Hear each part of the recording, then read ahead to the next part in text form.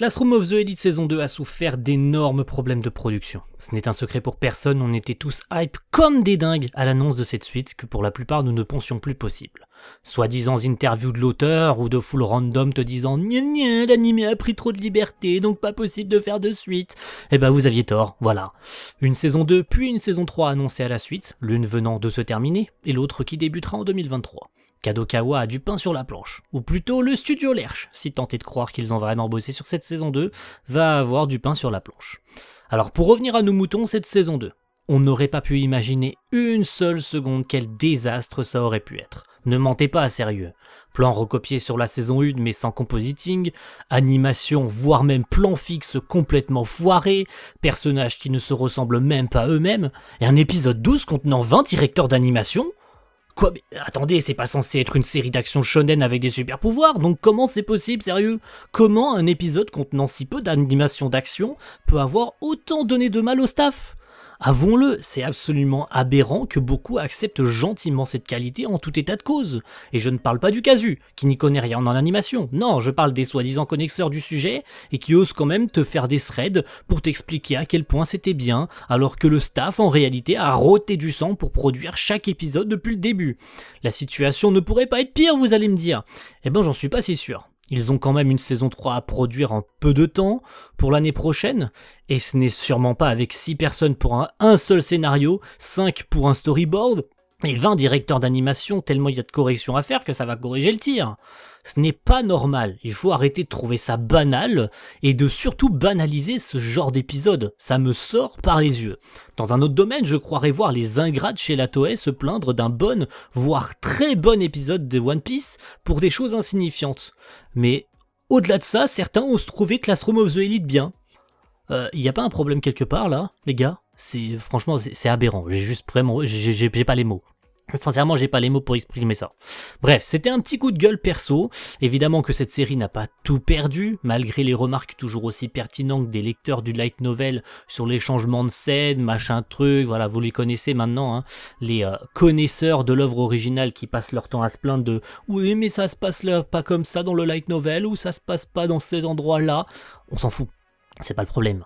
Cette saison m'a quand même donné quelques frissons par moment, ce serait totalement hypocrite de ma part de ne pas l'avoir au moins mentionné, de par les mystères qui ont entouré Ayano Koji et ses plans toujours aussi incroyables, le mec à 200 de QI. Voilà, on va pas dire que je me suis pas ennuyé durant toutes ces saisons, ce serait faux, hein, il y a eu des trucs très intéressants, et surtout sur la finalité qui tourne autour de Ryuen et de Karuizawa, son sauvetage est quand même assez épique. Mais sachez-le, si cette saison 3 en devenir arrive au même résultat que celle-ci, Lerche et Kadokawa vont en prendre plein la tronche. Soyez-en certains, je pense que même les Japonais ont des choses à dire. Et ce n'est pas pour rien que les Blu-ray japonais ont été repoussés de plusieurs mois parce qu'il y a énormément de corrections à effectuer sur cette saison 2. Donc, je ne trouve pas ça normal, encore une fois, pour ne pas me répéter, que beaucoup ont accepté gentiment cette situation en sortant ouvertement sur les réseaux sociaux, et ça c'est vraiment Twitter, c'est la twittosphère, que les épisodes étaient bien et qu'il n'y avait absolument rien à reprocher. Et vraiment là je vise principalement l'épisode 12 où les mecs t'ont dit sans aucune pression que l'animation de coup d'Ayano Koji sur Ryuen était bien.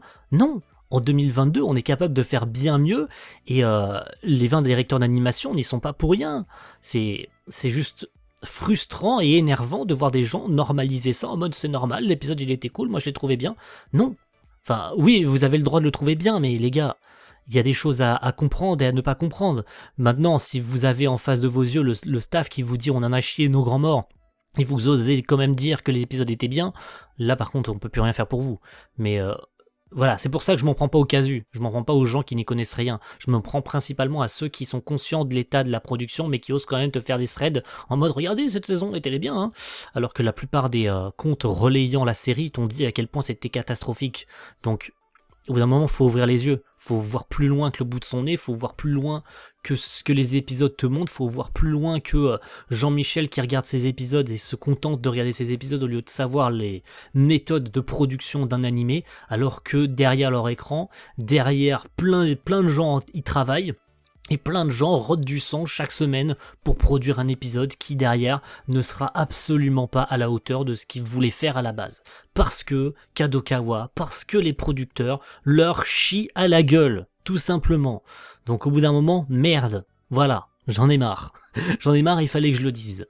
Donc merci à tous d'avoir regardé cette vidéo, n'hésitez pas à me faire des retours sur cette saison, à quel point elle vous a plu, déplu, si mon message vous a complètement offensé, et auquel cas ce serait le cas, j'en ai strictement rien à foutre, hein. Mettez votre pouce rouge et puis passez votre chemin, hein, si vous vous sentez concerné par mon message, sachez que j'en ai strictement rien à foutre, donc voilà.